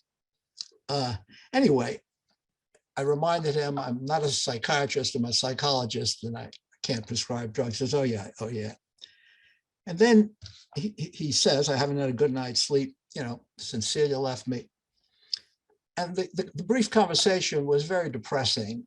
And I felt very sad, and I just wanted to get away. And I think Mingus did also.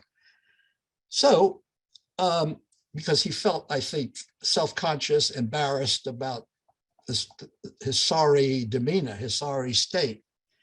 So we say goodbye, and I start to walk away, and Mingus turns toward the picture of the scene. Mingus turns towards the Cedar Street Tavern with his hand on the knob of the door. He's about to enter. He suddenly turns around, the Mingus smile breaks out, and he says, "Hey, Mara." I say, "Yeah." He says, "Still fucking." And it's another example of that incredible inability to condense everything into 2 words. What he was saying to me was so obvious was, you know I make a sorry impression, but don't get too alarmed. I'm still alive and I still have a lot of life in me. I'm still fucking. So that's the image of Mingus that stays with me the last time we had contact, that's vivid in my mind. I also, our first concert, by the way, at Carnegie Recital Hall, I can't find any record of it, included Mingus on bass, Rudy Nichols on drums, Tio Macero on sax, and John Laporta on clarinet, and George Barrow on baritone sax. By the way, the concert, the music in it was later recorded, I learned. And in the recording, I think Wally Cirillo was also added on piano, and Kenny Clark on drums, from what I was able to find out. And I think some of the tracks included Mal Waldron. So our next concert is at Town Hall in New York, and Thelonious Monk was a guest star, a guest musician at the concert. And as many of you may remember, Monk lost his cabaret card after the bust with Nicky Rothschild. Do you remember that, Charles?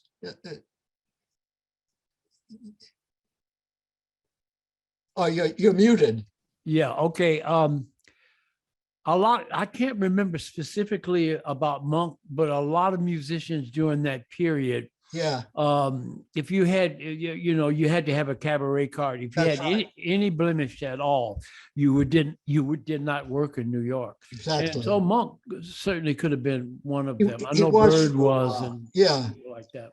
So, however, even though he couldn't play in a club, he could perform at a concert. So that worked out fine. And so here's one of it's not a Mingus story, but it's a Monk story, which I like a lot. I show Monk a copy, which I missed, of the program. And Monk's first name, Thelonious, is misspelled. It's spelled as Theolonius. There's an extra O in the name. And Monk looks at it and says, he's understandably, disturbed. Someone misspelled his name. But he looks at the program and he says, hey, man, they're going to think it's another Monk. I think that's a great story. Anyway, I reassured him that that was unlikely. Now, after the successful town hall concert, again, I had this naive idea of trying to get the group on the Steve Allen Tonight Show. Those of you old enough remember the Tonight Show was hosted by Steve Allen, who was a jazz fan and fancied himself somewhat of a jazz pianist, not a very good one. So again, with an incredible naivete that I can't believe when I think back on it, I called, I don't remember whether it was CBS or NBC, and I asked for to speak to the producer of the Tonight Show. Now, needless to say, I didn't get to speak to the producer, but I did get to speak to someone of importance who informed me that if I guaranteed that I could get Monk to show up in the group, that he would put the whole group on national hookup, coast to coast. And that's exactly what happened. And according to Celia, who knows, that played in somewhat of a part in getting Monk's career started again. I don't know if that's true or not. So quite a bit after there's another Monk story that I think you might be interested in hearing. Quite a bit of time after the concert, Mingus and I went to hear Monk. I don't know if it was at the 5 Spot or what was the name of the other one? I can't remember. Don't remember the name of the other one. During a break between sets, I'm looking at Monk, where first he's doing his little shuffle, which I'm sure many of you have seen. But here's the scene, if you could picture it. There are 2 shot glasses of whiskey, and Monk is stirring the one on his left side, right? And the right side is just the whiskey by itself. He's stirring and stirring, and I'm hypnotized by watching this. It goes on for about 2 full minutes. He suddenly stops stirring, picks up the one in the right hand and drinks it. I mean, that is so Monk. I don't know how to put it into words, but it's like, I can't articulate it, but I felt that I had caught something essential about Monk, and that's there in his music, even though I'm not a musician and I can't put it into the eloquent words that Geoff Dyer did. So, and also the other Monk story is when the money came in from the network, I called Monk and said, should I mail you the check? He said, no, man, get lost in the mail. I'm going to come over. And anyway, so he came over. I was living at 102nd and Riverside. And when quite a bit later, when again, Mingus and I, maybe it was the same seeing Monk, when Mingus brings me over to Monk and says, hey, Monk, you remember Mar, don't you? And Monk looks at me and says, yeah, man, Uptown. Yeah, Uptown. Again, it's that incredible ability to condense almost poetically, a whole thing. Oh yeah, I remember you. You were uptown in 102nd. I think Monk lived at the time in the mid 60s, if I'm not mistaken. So where I lived was uptown. Now, I always knew that at some point I would return to NYU to complete my doctoral training.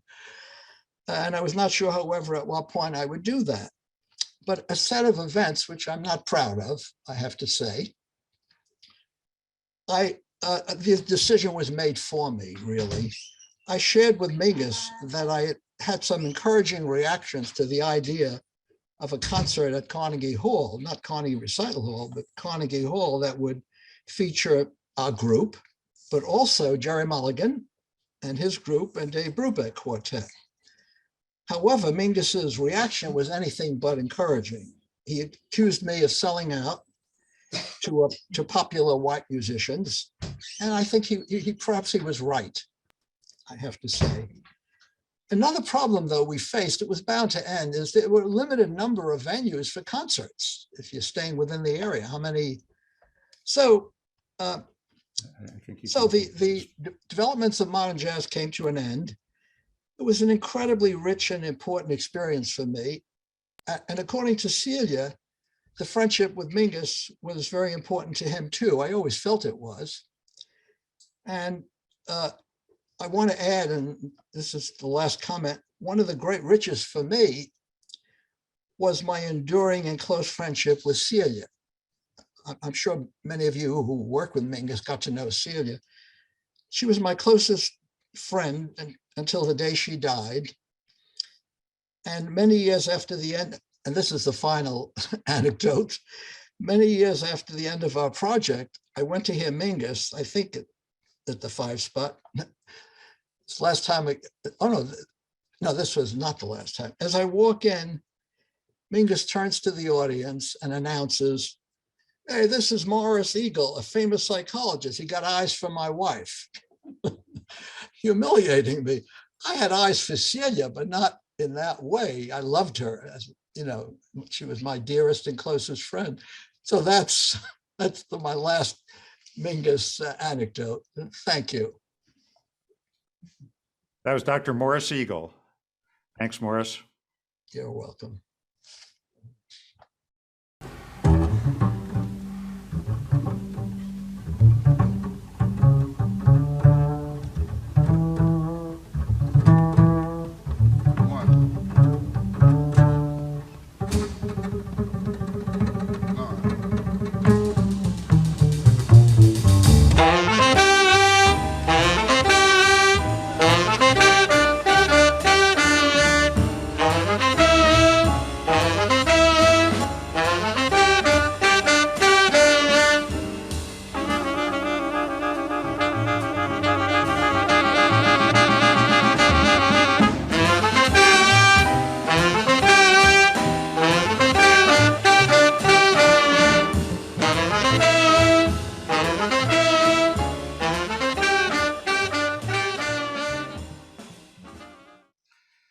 That was So Long, Eric, from the 1964 European tour of Charles Mingus and his typically phenomenal group that included Danny Richmond on the drums, Clifford Jordan on tenor sax, and that's the great Eric Dolphy on alto.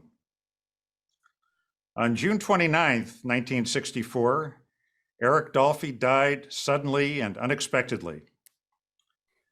Less than 2 weeks later, Charles Mingus welcomed his newborn son into the world, and he was named Eric. Eric Mingus has gone on to establish a superb musical career with extensive international touring and a lengthy discography, including his most recent release, The Devil's Weight.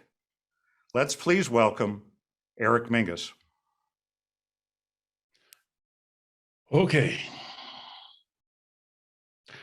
Let me take a breath here, because this has not been an easy listen. What is his story? It is so easily twisted and undone to suit the needs of those who choose to use it for their own needs. Cats that never would have had the guts or the nerve to step up to the man, call him out with vibrato, with no fear of reprisal. And he sits back, grinning, gnawing, and laughing.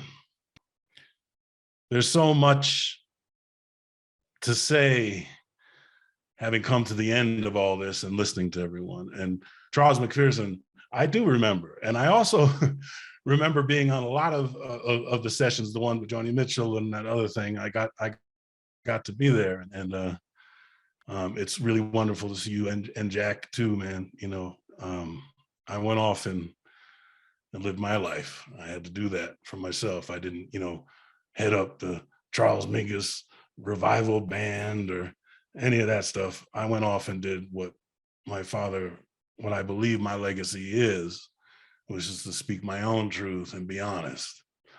However, if I'm going to be honest, I should be honest. There's a lot of stuff happening and being said that's just wrong.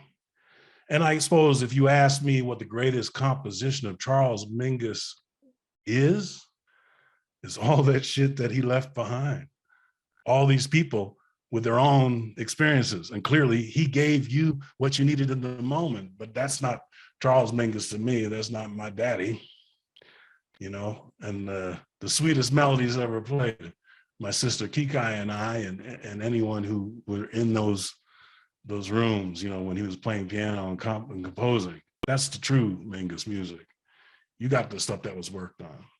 There's so many layers here. If you want to talk about what he thought about free jazz, yeah, he might have badmouthed some people, but he noticed that badmouthing people got press, so people would notice him.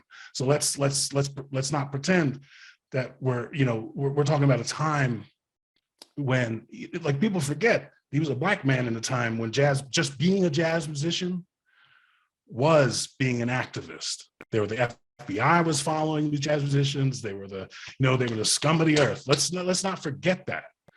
You know, when Max Roach and my father started that label Debut, there were life, death threats. Their lives were at risk because they were trying to be independent artists. That was the first shot across the bow.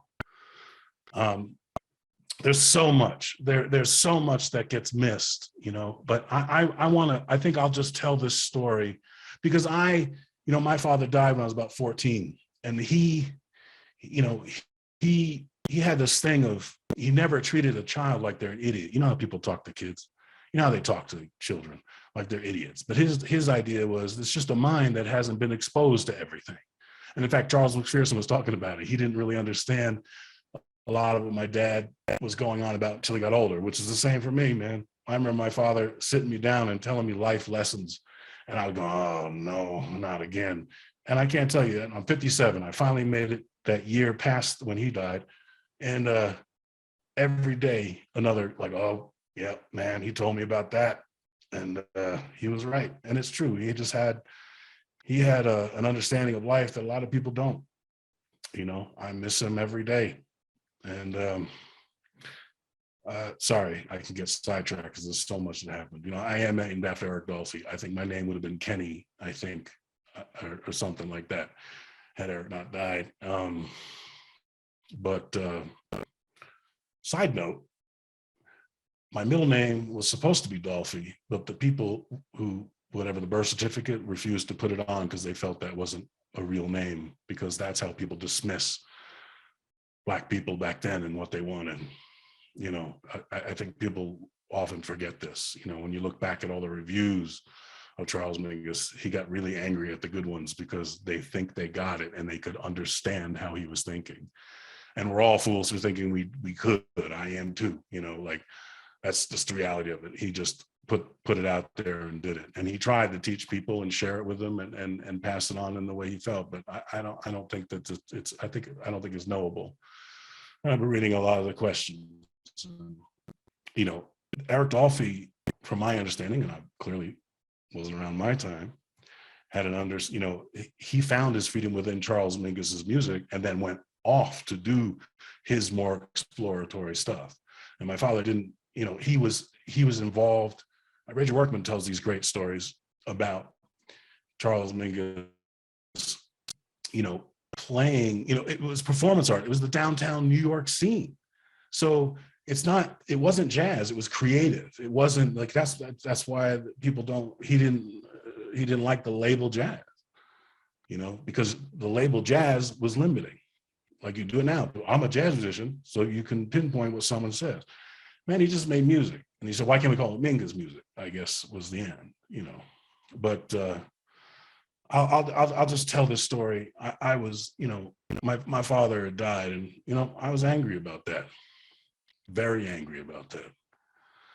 And I used to love to go see the Mingus Dynasty, and Jack was playing with them as well, and Jimmy Knepper. All right, now I'm going to sideline because Jimmy Knepper, the story. I'm going to tell you a story that I've never told anyone. I had gone to see the Mingus Dynasty playing at the Vanguard, and after the gig, I took the subway home and I looked and I saw Jimmy sitting on a subway bench, and I sat next to him, and I just started talking to him, and he grabbed my hand and he held it and he said, I loved him. Whatever you hear, just know that I loved him. And that was it. That was the last thing he said to me. But all my life, I've hung with people and talked to people about my father. I've gone on the road and played some of the same stages, and I never hear bad stories. And I know maybe I'm a big, intimidated guy and they don't want to tell me the bad stories. But one time I went to see Don Poland and George Adams Quartet. I think it was at UMass, and they were playing. And after the show, some kid came up and said to George, and Don Poland, and he said, how could you, and Danny was there too, how could you play for Mingus? He was such an asshole. And of course, I nearly leapt out and broke this motherfucker's neck. And George put his hand on my shoulder and said, it's cool.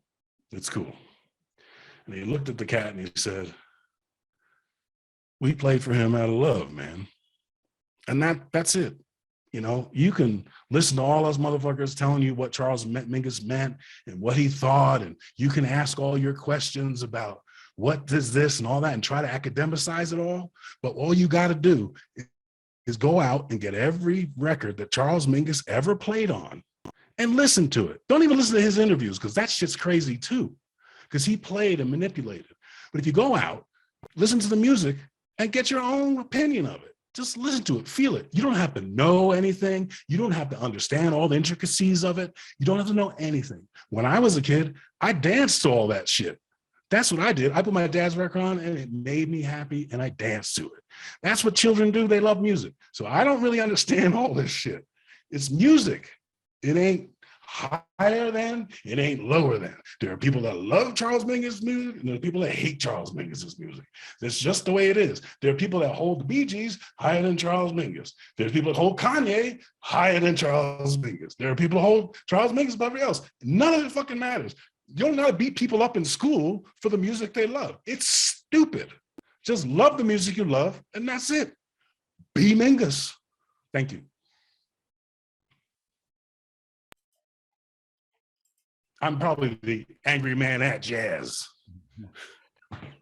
Thanks, Eric. That was Eric Mingus.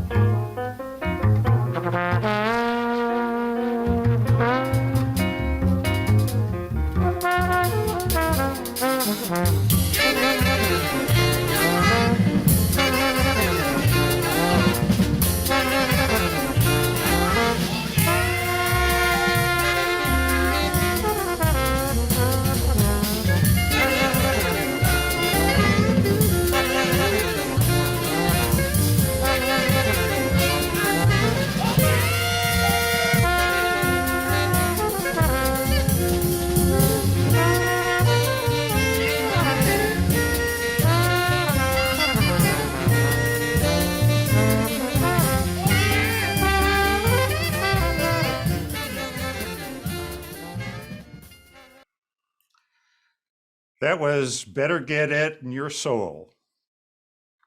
Or was that Better Get Hit in Your Soul? Both titles have been used for this song. Knowing what you now know about Charles Mingus, I'll let you decide which title is better. Which brings us to the close of this program. I want to thank our absolutely phenomenal group of speakers. And I must also tell you about the people behind the scenes who made this program possible. Professor Julia Lupton, Emeritus Director of UCI Illuminations. Professor Daphne Lay, current Director of UCI Illuminations. Debbie Nielsen, who worked so tirelessly to support this project. A big shout out to Will Alvarez, who spent hours working with your Zoom challenged host. Special thanks to Cheryl Kottman, who created this terrific collage. And as I say goodbye, we'll close with a little bit of nostalgia in Times Square.